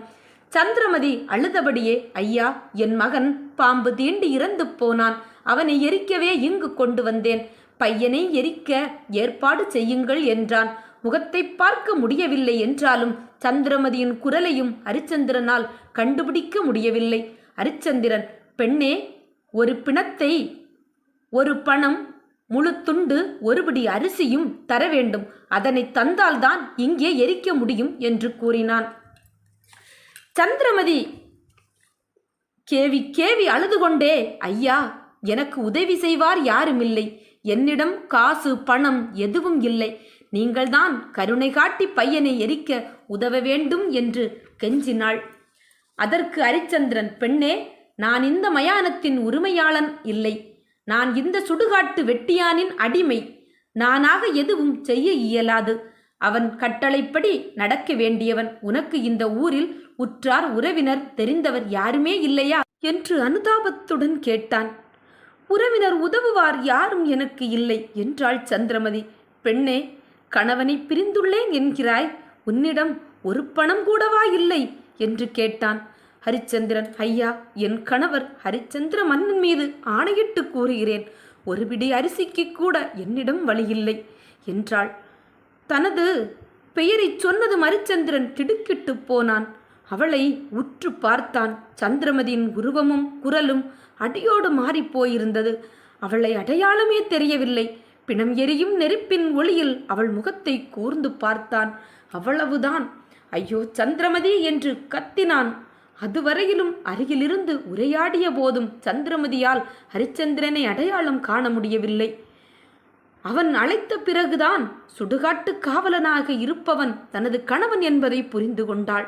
சுவாமி, தாங்களா இந்த கோலத்தில்? ஐயோ, எப்படிப்பட்ட சோதனை இது! அடுக்குமா என்று கூறி அழுதாள். அவளை கட்டி பிடித்து அழுது கொண்டே ஹரிச்சந்திரன் அவளை காலகண்டனிடம் விற்ற பிறகு நடந்தவை அனைத்தையும் எடுத்து கூறினான். மேலும், தேவி, முனிவருக்கு தந்த வாக்கை காப்பாற்ற என்ன துன்பம் ஏற்பட்டாலும் ஏற்றுக்கொள்ள வேண்டியதுதான் என்றான். மனைவியை கட்டிப்பிடித்து கதறினான். காலகண்டன் வீட்டில் பட்ட துன்பங்களையும் பாச மகன் மாண்டதையும் கூறி அழுதாள் சந்திரமதி. சடலத்தை எரித்துவிட்டு உடனே வந்து சேர வேண்டும் என்று காலகண்டன் கூறியதையும் தெரிவித்தாள். சீக்கிரம் பிணத்தை எரியுங்கள், நான் வந்து வெகு நேரமாகிவிட்டது என்று அவசரப்படுத்தினாள். ஹரிச்சந்திரன் மகன் லோகிதாசனின் உடம்பை தழுவி, மகனே லோகிதாசா என்று குமுறி அழுதான். அன்பே சந்திரமதி, எனது தலையாரியின் கட்டளையை மீறி நான் எதுவும் செய்ய முடியாது.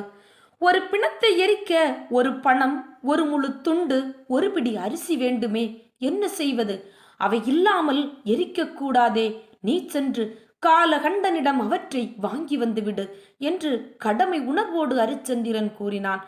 கணவன் சொல்லே வேதமெனக் கொண்ட சந்திரமதி மகனின் சடலத்தை ஹரிச்சந்திரனிடம் ஒப்படைத்துவிட்டு காலகண்டன் வீட்டை நோக்கி விரைந்தாள். அவள் சென்று சிறிது நேரத்தில் ஹரிச்சந்திரனை நோக்கி ஒரு உருவம் வந்து கொண்டிருந்தது. ஹரிச்சந்திரன் உரத்த குரலில், யாரது என்று கேட்டான். அந்த உருவம் அவனை நெருங்கி வந்தது.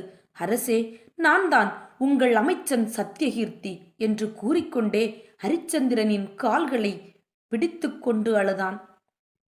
மெதுவாக எழுந்து நின்றான். அரசே, தங்களை பற்றி எந்த விவரமும் தெரியாமல் துடித்து போனேன். நீங்கள் முனிவனிடம் அரசாட்சியை ஒப்படைத்த பின் நானும் பதவி விலகிவிட்டேன்.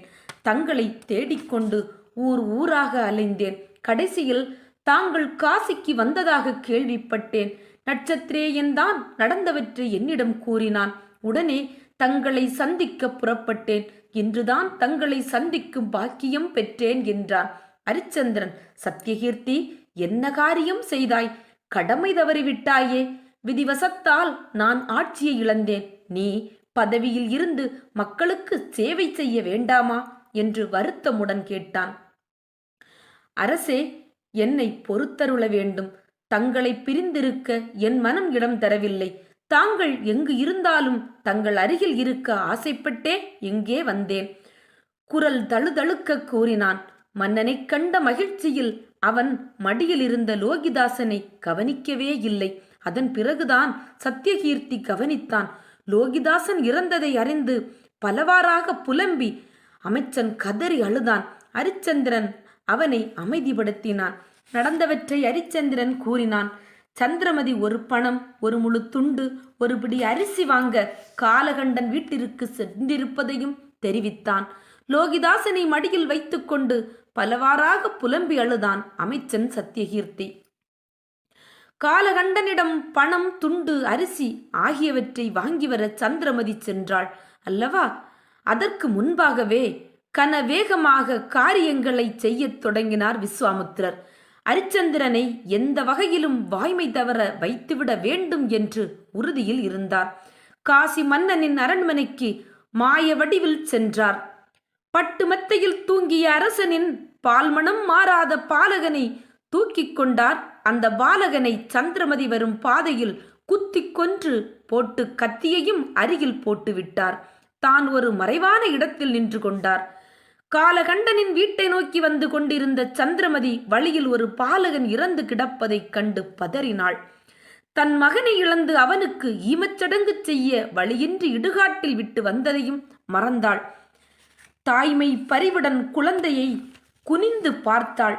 சிறுவனை எடுத்து மடிமீது கிடத்தி கொண்டாள். அவன் மார்பில் பதித்திருந்த கத்தியை உருவினாள். கண்ணீர் சிந்தினாள்.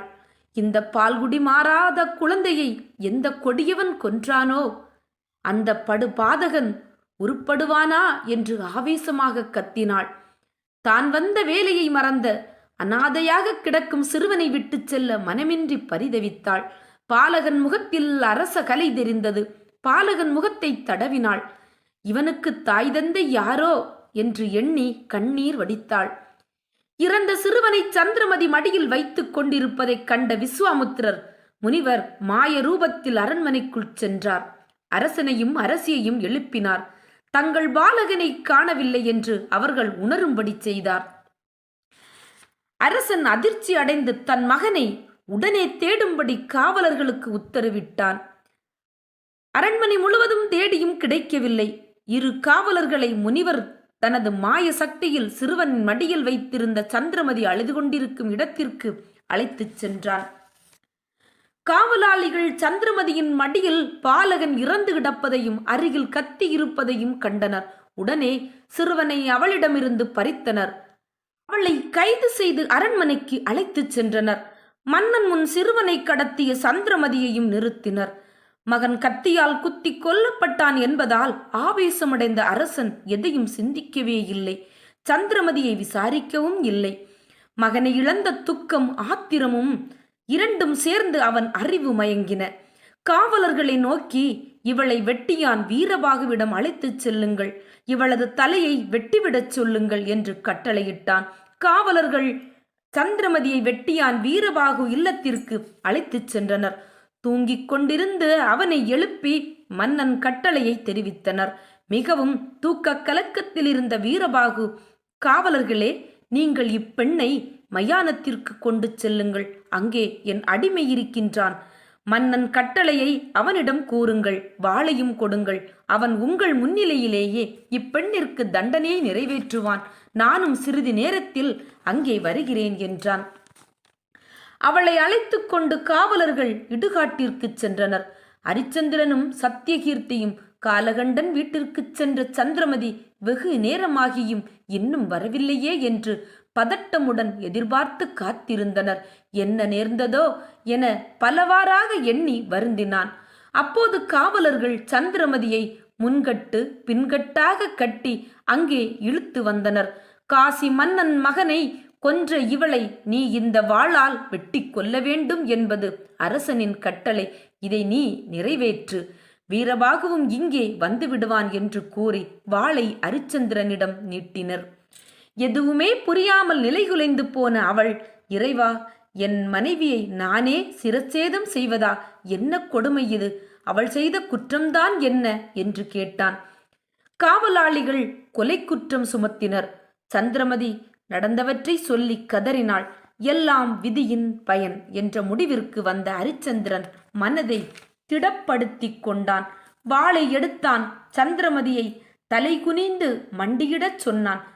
துயரமே வடிவாக சந்திரமதி நின்றாள். அவளுடைய கட்டுகள் அவிழ்க்கப்பட்டன. கணவனின் முகத்தை பார்த்தாள். சத்தியகீர்த்தியின் மடியில் இருக்கும் தன் மகன் லோகிதாசனின் உடலை பார்த்தான். அரிச்சந்திரனை நோக்கி, சுவாமி, அரசகுமாரனை நான் கொன்றிருப்பேன் என்று நீங்களும் நம்புகிறீர்களா? தாங்களே யோசித்துப் பாருங்கள். நான் ஈவு இரக்கமற்ற அரக்கியா என்றாள். சந்திரமதி, இது நீதிமன்றம் அல்ல, கொலைக்களம். மன்னன் கட்டளையை நிறைவேற்ற வேண்டியது என் கடமை. வீண் விவாதம் வேண்டாம், மண்டியிடு என்று கூறினான் அரிச்சந்திரன். சுவாமி, என்னை மன்னிக்க வேண்டும். ஆட்சியை துறந்தீர்கள், அப்போதும் நான் எதுவும் கூறவில்லை. என்னை அடிமையாக விலக்கி விற்றீர்கள், அப்போதும் நான் மறுக்கவில்லை. நம் ஒரே மகனை பறிகொடுத்து இங்கே எரியூட்டலாம் என்று வந்தபோது உங்கள் கடமையாக கட்டணம் கேட்டீர்கள், அப்போதும் நான் எதுவும் கூறவில்லை. வழியில் குத்துப்பட்டு கிடந்த குழந்தையை கண்டதும் என் மனம் பதறியது. மகனை இழந்த தாய் என்னைப் போல துடிப்பாளே என்று நினைத்தேன். அது தவறா? அனாதையாக இறந்து கிடந்த பாலகனை எடுத்து மடி மீது வைத்து செய்வதறியாது தவித்துக் கொண்டிருந்தேனே, அது தவறா? அப்போதுதான் காவலர்கள் என்னை குற்றவாளி என்று கருதி அழைத்துச் சென்றனர். தன் குழந்தை இழந்த அதிர்ச்சியில் மன்னன் கடமையை மறந்தான். ஆத்திரத்தில் விசாரணை ஏதும் இன்றி தண்டனையை கொடுத்து விட்டான். நீங்களும் அப்படித்தான் கொல்லப் போகிறீர்களா என்று ஆவேசமுடன் கேட்டாள். அரிச்சந்திரன் தலை கவிழ்ந்தான். ஆனால் அவனது கடமை உணர்வு அவனை உசுப்பிவிட்டது. என்னிடம் நீ நியாயம் கூறி எந்த பயனும் இல்லை. கடமை உணர்வால் என்னுடைய சொந்த விருப்பு வெறுப்பு எல்லாம் கட்டப்பட்டிருக்கின்றன. நான் அடிமையான பிறகு என் சொந்த புத்திக்கு வேலையே இல்லை. மன்னனின் ஆணையை நிறைவேற்றுவதே இப்போது என் வேலை. மண்டியிட்டு உட்கார், என் கடமையை நிறைவேற்ற ஒத்துழைப்பு கொடு என்றான் அரிச்சந்திரன். உங்களுக்கு கடமையை நிறைவேற்றுவதுதான் முக்கியம். வாய்மைக்காகவே வாழும் தங்களுக்கு இப்போது நியாயம் அநியாயம் பற்றி கவலையே இல்லை. போகட்டும். என் தலையை வெட்டுவதற்குள் ஒரு வேண்டுகோள். எனது மகன் லோகிதாசனுக்கு இறுதிச் சடங்கு நிறைவேறியவுடன் என்னை கொன்றுவிடுங்கள் என்று சந்திரமதி வேண்டினாள். உடனே அரிச்சந்திரன், உன் மகனுடைய இறுதிச் சடங்கை செய்ய ஒரு பணம், ஒரு முழு துண்டு, ஒரு பிடி அரிசி கொண்டு வந்திருக்கிறாயா என்று கேட்டான். லோகிதாசன் எனக்கு மட்டுமா மகன்? உங்கள் மகன் இல்லையா? நீங்கள் அவற்றை தரலாமல்லவா என்று கேட்டாள் சந்திரமதி. இதனை கேட்ட அரிச்சந்திரன் தலைகவிழ்ந்தான். அவள் கேட்ட கேள்வி நியாயமானது என்பதை உணர்ந்தான். அவர்களின் வாதத்தால் தண்டனை நிறைவேற்றும் காலதாமதமாவதைக் கண்ட காவலர்கள் பொறுமை இழந்தனர். இப்போது நீ தண்டனையை நிறைவேற்றப் போகிறாயா இல்லையா? நாங்கள் வீரபாகுவிடம் போய் சொல்கிறோம். உங்கள் இருவருக்குமே மன்னன் மரண தண்டனை அளிப்பான் என்றான் ஒரு காவலன். உடனே அரிச்சந்திரன் தலை நிமிர்ந்தான். இதற்கு மேலும் விவாதம் செய்திட அவன் விரும்பவில்லை. பலவந்தமாக சந்திரமதியின் கூந்தலை பற்றி இழுத்து உட்கார வைத்தான். வாளை உயர்த்தினான். அப்போது சத்தியகீர்த்தி லோகிதாசனை தரையில் கிடத்திவிட்டு அரிச்சந்திரன் முன் ஓடி வந்து நின்றான். மன்னா, முதலில் என்னை வெட்டுங்கள். இந்த அநியாய கொடுமையை என்னால் பார்த்து கொண்டு இருக்க முடியாது. உங்கள் வாக்கை காப்பாற்றுவதற்காக, உங்கள் சுயநலத்திற்காக நியாயத்தை காற்றில் பறக்க விட்டு விட்டீர்கள். முதலில் என்னை வெட்டிவிட்டு அதன் பின்னர் உங்கள் மனைவியை வெட்டுங்கள் என்று கூறி சத்தியகீர்த்தி மண்டியிட்டு தலையை நீட்டினான். அரிச்சந்திரன் ஓங்கிய வாள் தாழ்ந்தது. ஒரு கையால் சத்தியகீர்த்தியை விலக்கினான். அவனை பார்த்து சத்தியகீர்த்தி, நீ பேசுவது முறையல்ல. நான் இப்போது வெட்டியான் வீரபாகுவின் அடிமை. அவன் 1000 பொன் கொடுத்து என்னை விலக்கி வாங்கிவிட்டான். எனக்கு அவன்தான் எஜமான். அவனது கட்டளையை நிறைவேற்றுவதே எனது கடமை. அதன் முன் பாசம், நீதி, நியாயத்திற்கு இடமே இல்லை என்றான். மண்டியிட்டு அமர்ந்திருந்த சந்திரமதியின் கழுத்தை நோக்கி அரிச்சந்திரன் வாளை ஓங்கினான். அப்போது அரிச்சந்திரா, நிறுத்து என்ற குரல் ஒலித்தது. குரல் வந்த திசையை அனைவரும் வியப்புடன் நோக்கினர். அங்கே விஸ்வாமுத்திர முனிவர் நின்று கொண்டிருந்தார். அவரை கண்ட அரிச்சந்திரன் சிலை போல் நின்றான். உயர்த்திய வாள் தாழ்ந்தது. திகைப்பு நீங்கியதும், மகா முனிவர் பெருமானே, அருள் கூர்ந்து நான் கடமை ஆற்றுவதை தடுக்காதீர்கள், நிறைவேற்ற உதவுங்கள் என்று வேண்டினான். அரிச்சந்திரா, பெண்ணை கொல்வது பெரும் பாவம். உனக்கு கொடிய நரகம்தான் கிடைக்கும். உன் தலைவனின் கட்டளையை தூக்கி எறிந்துவிடு. சந்திரமதி உனது மனைவி. வீண் பிடிவாதம் வேண்டாம் என்றார் விஸ்வாமுத்திரர். அதனை செவிகளில் போட்டுக்கொள்ளாத அரிச்சந்திரன், முனிவர் பெருமானே, கெஞ்சி கேட்கிறேன், என் கடமையில் குறுக்கிடாதீர்கள் என்று கூறியபடி வாளை சந்திரமதியின் கழுத்தை நோக்கி வீசினான். வாள் அவள் கழுத்தை தொட்டவுடன் அந்த வெட்டு மலர் மாலையாக அவள் கழுத்தில் விழுந்தது. அப்போது வெட்டியான் வீரபாகு தனது மனைவியுடன் அங்கு வந்து சேர்ந்தான். கழுத்தில் மாலையுடன் ஒரு பெண் மண்டியிட்டு இருப்பதைக் கண்டான். அவன் அரிச்சந்திரனை பார்த்து, மன்னனின் மகனை கொன்றவளை கொல்லும்படி ஆணையிட்டால் நீ மாலை போட்டா மகிழ்கிறாய்? அரசன் கட்டளையை நிறைவேற்றாத உன்னை என்ன செய்கிறேன் பார் என்று வேகமாக தடியை ஓங்கிக் கொண்டு அரிச்சந்திரனை நெருங்கினான். அப்போது குதிரைகள் பாய்ந்தோடி வரும் குளம்படி ஓசை கேட்டது. காசி மன்னனும் அமைச்சனும் குதிரைகளை விட்டு இறங்கி ஓடி வந்தனர். வீரபாகுவை நோக்கி, அந்த பெண்ணை கொன்றுவிட்டாயா என்று பதட்டமுடன் கேட்டனர். வீரபாகு பதில் சொல்லாமல் பதறிப்போய் நின்றான். தொடர்ந்து நடக்கும் காட்சிகள் கண்டு திகைத்த அரிச்சந்திரன், அரசே, அந்த பொறுப்பை நான் தான் ஏற்றிருந்தேன். வீரபாகு மீது தவறில்லை. சற்று தாமதமாகிவிட்டது. இப்போதே நிறைவேற்றி விடுகிறேன் என்றான். சந்திரமதியை நோக்கி வாளை ஓங்கினான். உடனே காசி மன்னன் அவனை தடுத்தான். நல்ல வேளை, நீ தாமதம் செய்தது நல்லதாக போய்விட்டது. இல்லையெனில் தீராத பழி பாவத்திற்கு உள்ளாகி இருப்பேன். என் மகன் உயிரோடுதான் இருக்கிறான். அவனை அழைத்து கொண்டு இங்கே வருகிறார்கள். இந்த பெண்ணை எங்கே கொன்று விடுவீர்களோ என்று பயந்துதான் நானே குதிரையில் விரைந்து வந்தேன். எங்கே அந்த புனிதவதி என்று பரபரப்புடன் காசி மன்னன் கேட்டான். இதனை கேட்ட சந்திரமதி எழுந்து நின்றாள். காசிராஜன் பாதங்களில் விழுந்து வணங்கினாள். அவசரப்பட்டு அநியாயமாக உங்களை தண்டிக்க முடிவு செய்த என்னை மன்னித்தேன் என்று ஒரு வார்த்தை கூறுங்கள். இன்றேல் இந்த வாளால் என்னை கொன்று விடுங்கள் என்று கண்கலங்கி நின்றான் காசி மன்னன். பாம்பு கடித்து இறந்து கிடந்த லோகிதாசன் உயிரோடு எழுந்து வந்தான். ஓடி வந்து தாயை கட்டிப்பிடித்து கொண்டான். இந்த காட்சிகளையெல்லாம் பார்த்த அரிச்சந்திரனுக்கு மிகுந்த ஆச்சரியம். ஒன்றும் தோன்றாமல் சிலை போல நின்றான். அந்த வேளையில் காலகண்டன் தனது மனைவியுடன் இடுகாட்டிற்கு வந்து சேர்ந்தான். அவர்களை கண்டதும் தன்னை தேடித்தான் வந்துள்ளார்களோ என்று சந்திரமதி மிகவும் பயந்து போனாள். அதனை கண்ட காலகண்டன், உத்தமியே, அஞ்ச வேண்டாம். கணவனோடு உன்னை காணவே இங்கு வந்தேன். உன் மகன் லோகிதாசன் உயிர் பெற்று எழுவான் என்பது எனக்கு முன்பே தெரியும் என்று பரிவோடு கூறினான். ஐயா, நீங்கள் என்னை விலை கொடுத்து வாங்கியுள்ளீர்கள்.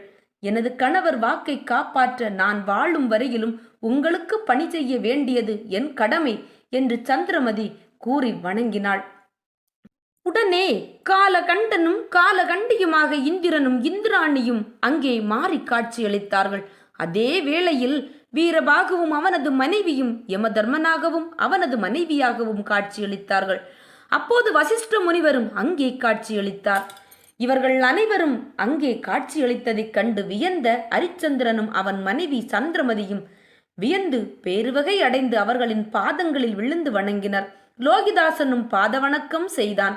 உடனே தேவேந்திரன், அரிச்சந்திரனே, எடுத்த சபதத்தை நிறைவேற்றி அழியா புகழ் பெற்றுவிட்டாய். வசிஷ்டருக்கும் விஸ்வாமுத்திர முனிவருக்கும் ஏற்பட்ட விவாதத்தில் உன்னை ஒரு பொய்யாவது சொல்ல வைத்துவிட வேண்டும் என்று விஸ்வாமுத்திரர் சபதம் கொண்டார். அதில் உன் மன உறுதியை சோதிக்கவே யாமும் இந்திராணியும் காலகண்டன் காலகண்டியாக பூமிக்கு வந்து பல சோதனைகள் செய்து பார்த்தோம். உன் மனைவியை விலைக்கு வாங்கி துன்புறுத்தினோம். எங்கள் சோதனையில் நாங்கள் தோல்வியே கண்டோம். அடுக்கடுக்காக சோதனை மேல் சோதனை செய்து நீங்கள் நிலைதடுமாறாமல் கொண்ட லட்சியத்தில் உறுதியாக நின்றீர்கள். ஹரிச்சந்திரா, நீ மாபெரும் வெற்றி பெற்று விட்டாய் என்று பாராட்டினான். விஸ்வாமுத்திர முனிவர் ஹரிச்சந்திரன் அருகில் வந்தார். அப்போது யமதர்மன் சிரித்தபடி, உனக்கு ஏற்பட போகும் சோதனைகளை உணர்ந்தேன். வெட்டியான் வீரபாகுவாக வந்து உன் மன உறுதியை கடுமையாக சோதித்தேன். எந்த இக்கட்டான கட்டத்திலும் உன் மன உறுதி குலையவே இல்லை. உன்னைப்போல் வாய்மையானவனை எங்குமே காண முடியாது. அடுக்கடுக்கான கொடுமைகளையும் மனம் வந்து ஏற்று வெற்றி கண்டாய். வசிஷ்ட முனிவர் உன்மேல் வைத்திருந்த நம்பிக்கையை காப்பாற்றி விட்டாய் என்று கூறினார். பிறகு விஸ்வாமுத்திரர், முன்பு நான் கூறியது போல் என் தவ பயன்கள் அனைத்தையும் உனக்கே அர்ப்பணம் செய்கிறேன். இனி வசிஷ்ட முனிவருக்கு நான் பணிவிடை செய்வேன் என்று கூறினார். வசிஷ்டர் விஸ்வாமுத்திரரின் கரங்களை பற்றியபடி, மாமுனிவரே, தாங்கள் அடிமையாக வேண்டிய அவசியமே இல்லை. தாங்கள் செய்த சபதத்தால் தான் அரிச்சந்திரன் விண்ணகமும் மண்ணகமும் போற்றும் அழியா புகழினை அடைய முடிந்தது. அவன் பெற்ற சிறப்பு யான் பெற்றதாகவே நினைக்கிறேன் என்று கூறினார். விஸ்வாமுத்திரரின் தவ வலிமையால் அரிச்சந்திரன், சந்திரமதி, லோகிதாசன் மூவரும் அரசகோலம் பெற்றனர். மயானத்தில் வைத்தே அரிச்சந்திரனுக்கு விஸ்வாமுத்திரர் மகுடம் சூட்டினார். அப்போது இந்திரன், யமதர்மன், வசிஷ்டர் ஆகியோர் வாழ்த்தினர். தேவர்கள் மலர்மாறி பொழிந்து மகிழ்ந்தனர். தேவகானம் ஒலித்தது. அரிச்சந்திரனால் இந்திரன் போன்றோரின் தரிசனம் கிடைத்ததற்காக காசி மன்னன் பேருவகை அடைந்தான். அரிச்சந்திரனை வணங்கி சில நாட்கள் தனது அரண்மனையில் விருந்தினராக இருக்கும்படி வேண்டிக் கொண்டான். இந்திரன், யமதர்மன் மற்றும் முனிவர்களும் வாழ்த்தினர். அவர்களை வணங்கிய அரிச்சந்திரன், சந்திரமதி, லோகிதாசன், சத்தியகீர்த்தி ஆகிய நால்வரும் அவர்களிடம் விடை பெற்று காசி மன்னனின் அரண்மனைக்கு சென்றனர். அங்கு சில நாட்கள் தங்கிவிட்டு அயோத்தி நகருக்கு சென்றனர். மீண்டும் அயோத்தி மன்னனாக பொறுப்பேற்று நீதி வழுவாமல் சிறப்பாக ஆட்சியை அரிச்சந்திரன் நடத்தினான். நன்றி, வணக்கம். வாய்மையே வெல்லும்.